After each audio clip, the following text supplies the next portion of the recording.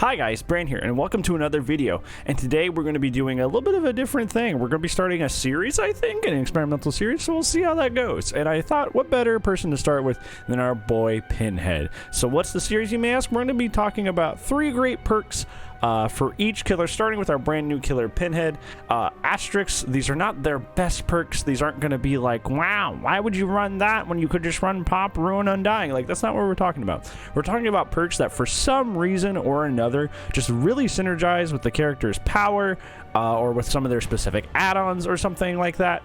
And for that reason, they might be really, really fun or effective to run, even if they're not necessarily meta or triple S tier or whatever. So there will also be honorable mentions of perks that, you know, maybe get more into kind of the meta side of things, but like those are the honorable mentions. I want to get to the big boys, so to speak. So yeah, hopefully you like this new format, friendos. Without further ado, let's go ahead and get started. Alright, so the first perk that I want to talk about that I think is really, really good on Pinhead, also known as the Cenobite, is Brutal Strength. Why Brutal Strength? People have already begun to figure out that the chains are really, really most effective in the loop scenario, and unlike like Clown or Nemesis, it takes a lot of skill to pull off his slowdown when it comes to the loops.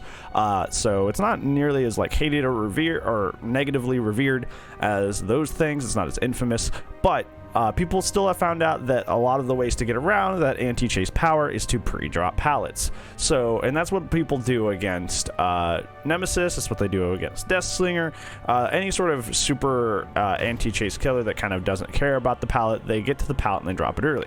So if you want to be super aggressive, bringing Brutal Strength will allow you to tear through that pallet super quickly, even if they drop it super early. Also, there's a really, really cool, I don't want to call it a tech, because I guess it's a tech. We call everything a tech in Dead by Daylight. If you see somebody going for a pallet and they're pre-locking into the animation, they're starting the animation of dropping the pallet, what you can do is send out your M2, your possessed chain, send the chain over, lock them in, and while they're stuck in the chain and they're trying to break free, use Brutal Strength to tear through that pallet super quickly and get to them, not right away, but pretty close to right away, because they have to spend that time breaking out of the chains instead of necessarily getting away, and you're tearing through the pallet super, super quickly, so you basically lose no distance in that chase, even though they dropped a potentially safe pallet. So it's very, very, very, very, very helpful. Our second perk that works really well and synergizes really well with Pinhead is Play with Your Food, which is kind of a weird one. You don't really see with your food that often as a perk that people use like at all. And the reason it really synergizes with Pinhead is because he and his M2, his possessed chains, when it hits somebody, does not take away a stack of Play with Your Food. It does not take away a stack of Play with Your Food. So even if you go with someone and you tie them down with the chains, you don't lose a stack of Play with Your Food. So what you can do is, if you find your obsession, you want to get Play with Your Food stacks, it's not as effective as like Wraith with cloaking and uncloaking, but you can keep chase with them by sending out your possessed chain to hook them. And technically you hang behind, right? Like Pinhead's like stationary when he's using his M2. So if they get too far away, you can still hit him with a chain, gain a stack, and then continue chasing and catch back up. And they're not gaining distance because they're in the chains, and you didn't lose stacks because the M2 does not cause you to lose stacks of Play with Your Food. So you can build stacks to Play with Your Food pretty effectively with Pinhead, and also keep them because you can just use your M2 to slow people down and it doesn't take away stacks. So it's pretty cool. It was surprisingly effective when I tested it out. Of course, you know, Play with Your Food is the perk that it is, not being that strong, but like he can get some he can get some pretty good mileage from it. So yeah. Hello, Editing Brain here. Actually, while testing this with our good old friend Matt, we actually found out something else about Play with Your Food with Pinhead, which is actually mighty interesting. We also found out that while using the add-on Engineer's Fang, which makes his M2 do damage instead of actually, you know, holding the player back, for some reason, even though despite the fact that it does damage, you still get to keep your Play with Your Food stacks, which is pretty bonkers, because that kind of defeats the purpose of the perk's drawback. So yeah, that's a pretty big synergy, especially with Engineer's Fang being already as strong as it is. So that's pretty cool. So definitely use Play with Your Food on Pinhead. Okay, for our third perk, this one's going to kind of be with an asterisk, a Save the Best for Last. So Save the Best for Last is kind of like a good perk on like most killers, right? So it's one of those perks that it's not like I don't think it's ever per se bad. It's just like some killers get more value out of it than others. Like Demo obviously is like a stabiffle machine, like a stabiffle maniac, you know. Whereas like, you know, like Clown, Moogle, like there's not really like a really cool way to like save on stacks. Really, you just kind of gotta like hit the obsession. However, there's a middle ground where some killers operate where they're kind of good at stabiffle and kind of get like good value, but not like they're not stabiffle machines like Demo. And I think Pinhead fits in that middling area where I would say like Deathslinger is, because Deathslinger does something similar where if he runs stabiffle, when he finds his obsession, he can harpoon them, send them into the deep wound state, which saves a stack, so you only lose one stack when you down the obsession eventually instead of multiple. And Pinhead has something like that.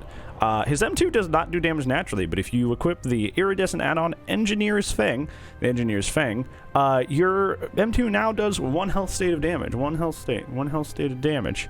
So essentially, you're kind of in the same situation you are with Deathslinger, where you can, you know, only M1 everybody, get a bunch of stacks, and when you find your obsession, just use your M2 to take a 1 damage state and only lose 1 stack. And actually, it's a lot more efficient than the way Deathslinger does it, like way more, because his M2, when he has the Engineer's Fang, is a lot quicker. It's a lot quicker ninja. You don't have to shoot, reel, and wait for them to break it. Like, you can just do that right away. So it's like super duper helpful and super duper efficient. And then for the rest of the game, you just have, you know, 7 or 8 stacks to biffle, and you're just super quick with your chases.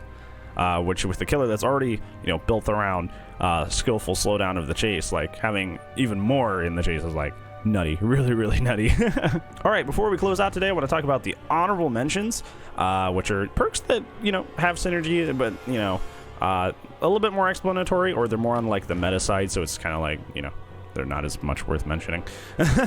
So first off is Bamboozle. Bamboozle is obviously just helpful because like a lot of the way survivors will break chains is if you like chain them through a window, they'll just like they'll break the chains on the window itself. But obviously if you pre-vault that in the middle of a chase with Bamboozle, the window's not even an option, and it's a lot easier to chain them and then inevitably down them. Another honorable mention, Sloppy Butcher. Unless you're using Engineer's Fang, literally all of your moves are M1s. And obviously, you know, if you're using Sloppy Butcher, that means you'd be applying the Mangled and Hemorrhage effect every single attack, which is going to be a good slowdown for you. And the last honorable mention, I think the most interesting, is Barbecue and Chili. And you might be saying, wow, everybody runs Barbecue Chili on everybody. What the heck? But I think it has like like specifically good synergy, or basically any long range aura reading perk, because of his teleportability when somebody is doing the Lament configuration, the cube, the box. So like when you have an idea of where people are on the opposite side of the map, which is usually where the box spawns. The box usually doesn't spawn anywhere near you. I don't know if that's like they planned that, but the box usually doesn't spawn anywhere near you, and usually spawns in like way far away. But if you have something like Barbecue and Chili or any like long range or reading perk, and you have a vague idea that somebody is over on that side of the map, they're on the back side of the map over there. And even if time passes and somebody ends up picking up the box, you're like, oh, it's that guy. And if you're trying to be more efficient about your hooks and trying to like go after people on death hook, going after people who are on, you know, need a second hook, like you're trying to be efficient about your hooks, and you're like, oh, I know people are over there. I know they're probably gonna get the box soon. This helps me with my decision making on whether or not I should teleport over there, right? And if there's like multiple survivors over there, obviously, you know, it'd be a good idea to teleport when they have the box, because the fact of the matter is, it's not always a good idea to teleport with Pinhead's teleport ability. You kind of have to like weigh your options there. And I feel like a long range aura reading ability is like Barbecue really give you a good idea of whether it's worth it or not to make that teleport. So yeah, I guess that was our first episode, I guess. 3 great perks for a killer, and right now we're talking about Pinhead. So that hopefully, you know, you found some of these perks helpful. Hopefully you have fun running them on the Pinhead. Hopefully you have a better time. Now you know some of the more synergizing perks, at least from my perspective, that work with this character. And hopefully you like more videos. We're probably going to do a lot more of these. So if you have somebody in mind that you really want to see, I would like to know. And if you liked this video, there's a way to actually like that. You could do that with the thumbs up button down below. And also, a sub-a-rooney would be nice. It'd be nice if you could sub, because we are trying to hit that 1K. We have not even hit 500 yet, so we're chugging along. And I would really appreciate that support if you've not subbed already. You know, it's not permanent. if you hate it, you can take it away. So I would really, really appreciate the support. But other than that, I don't think everything else for you. And if I don't see you in the next video, friend, I will see you when I see you guys. Bye-bye.